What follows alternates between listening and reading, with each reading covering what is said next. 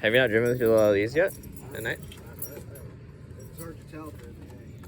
So since David couldn't get this started the other day, and I did, he's been driving it and done 0 things to it. So we're just hoping that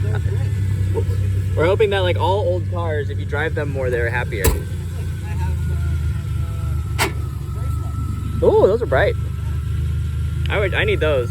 Yeah, they work. Perfect. Oh yeah, that's bad. That's real bad. Cool. Alright, well, good work. Drive good. Don't blow out your street slicks.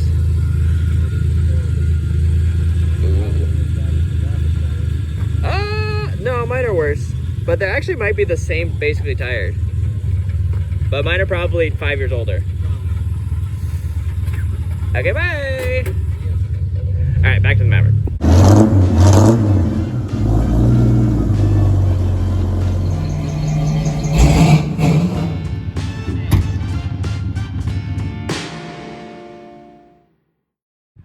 I guess I should torque the wheels too. That'll do. Alright, back on the oil change. It's nice to get the oil pans out of the way, but they're so high up there. Alright, got the pan down, a little monkeying. Drain plug there. Oil filter there. Wicks. I got another Wicks too. And barely, it's a 14 for my future self to forget. Oh, I thought that was finger loose. Look at that there, liquid gold. Texas tea. That is very dirty oil. I just changed this. That's crazy. That's like almost diesel oil looking, and it's only been in there for, I don't know, a few 100 miles. So I guess my Marvel Mystery Oil was doing its job and cleaning stuff, hopefully. I know I just did this, but I think this looks easier from above. Oh, I forgot to redo the vacuum advance. Well, convenient. I'll just throw that back in there while I'm here. Didn't forget that. I don't know what you're talking about. We'll just put that over there while we're thinking about it. That's back on there. Definitely would never off. So again, I don't know what you're talking about. I don't see about this filter. From below is definitely the easier version, but is too tight. Alright, that there claw guy got me close enough. Oh, that's awkward. I think I can get the rest of my hand. Ow. Alright, filter out. Looks to me like that's about done dripping, so I think I'm gonna call that about good on the dipstick or on the drain plug. I'm gonna pre-fill the filter part way. I'm gonna let that drip actually a little bit more and fill the filter. I'm gonna pre-fill the filter a little bit so that I can spill it everywhere on myself while I'm trying to put it in. I think it seems like the best plan. Can I do this one-handed? Yeah. Oh yeah. Wow, those are really small holes that I made. Ooh. And this is real thick oil too, so we'll see how it handles it. Oh, this jug's kind of heavy. Ooh. But this is, I think the 50, because this is 20W50, and what I had in there before was 1040. And I think the first number is the viscosity when it's hot, and the second number is when it's cold, question mark. So either way, they're both bigger numbers, and so it's more viscous, which is more honey-like in general. So it's thicker versus thinner. So theoretically, when it gets hot, it should run less. It should stay more oily because you got some thickness for it to stick to stuff and lubricate stuff and oil stuff and stuff. I don't know. Chemistry, math, engineering, words and things probably are applicable here. No, but so I guess if it gets too thin, then it's basically dry, running dry in there, and you can run, and the oil pressure falls down in the lifters, which are hydraulic lifters rather than fixed lifters. Anyway, they get unhappy. So theoretically, they should keep it thicker when it's hotter, and so then I don't get the hot overheating or tapping when it gets hot noise, which is what I had. So we'll see if this makes a difference, and I've got to do this and a generous portion of Marvel Mystery Oil too, and it should take 5 quarts total with a filter change. So I just put like half a quart, and probably not even that, in this here filter. I had a rag somewhere, so put the rest in that. Probably put half a quart, 3/4 of a quart of my mystery oil in there. And we're gonna go rip. All right, got the plug back in.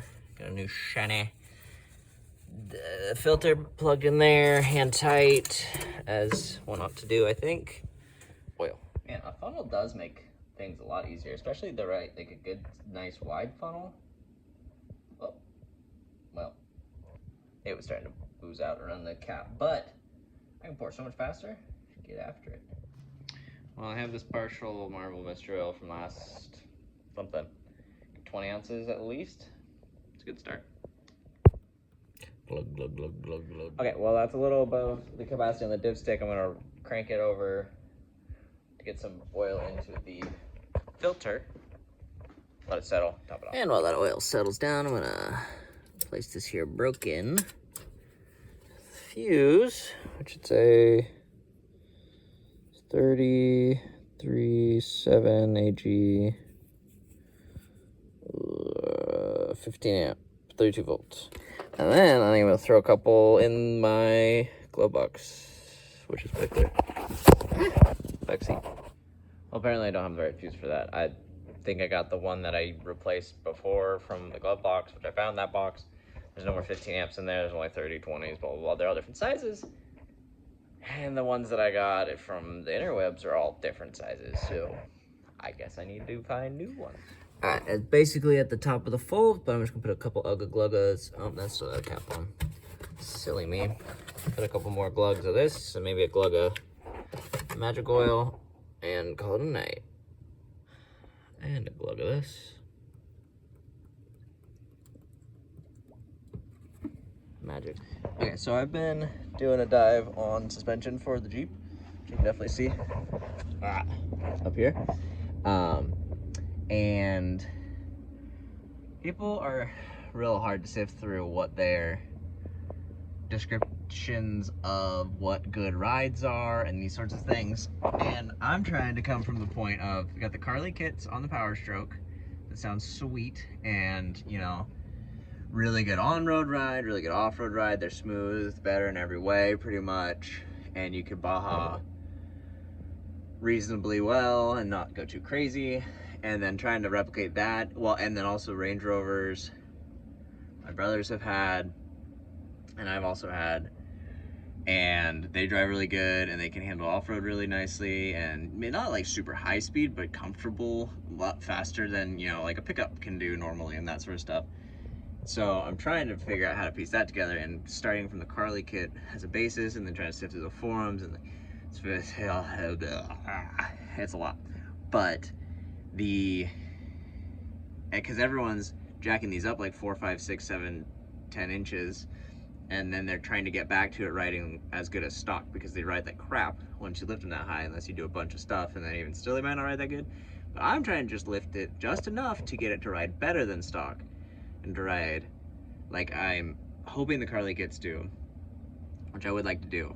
If anyone wants to sponsor me to put a Carly kit on, I'm all ears. If Carly wants to do it, CJC Off-Road, no, yeah, be cool. Anyway, I want to do it and test that proof of concept, see if we can really actually make a Super Duty drive super well like their videos look like, which I believe it, but I'm excited for it. Anyway, I think I've landed on, there's dual rate coil springs, which is similar to the Carlys. They have progressive front springs, because the same setup. For the Super Duty, the 05 plus Super Duties have coils in the front, control arms like this here, right in front of me. Control arms in the front onto a straight solid axle, and then leaves in the rear with springs. And so the basics of the Carly stuff is you get springs, quality shocks, maybe drop brackets and new radius arms to make them go better on your axle alignment, and then full progressive rear leafs in the back, and good shocks again. So I think Devers is who makes the Carly stuff, and I think that's who makes the best. It seems like they're real expensive. They're like $400 each, so it'd be 800, 850 for the pair.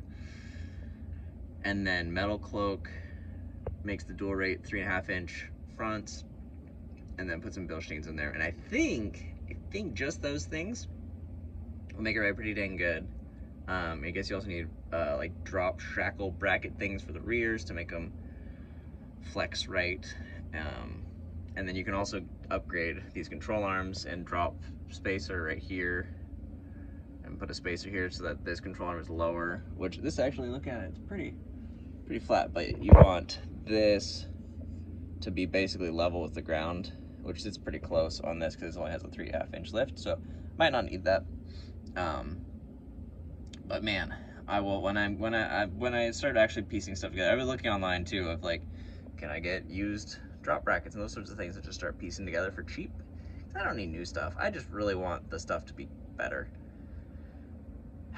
It's frustrating, and people don't know what they're not. We don't have the same goals because they want to rock crawl, or they want like full out Baja, full speed ahead. And I just want to, you know, I want to be able to drive on potholed, bumpy logging roads out here in Oregon for hunting and whatnot, and be able to drive 30, 40, and not be rattled apart. Even 25, 30 and not be rattled apart. Like a truck, you go 30 on some of those roads, you're gonna break something like your teeth.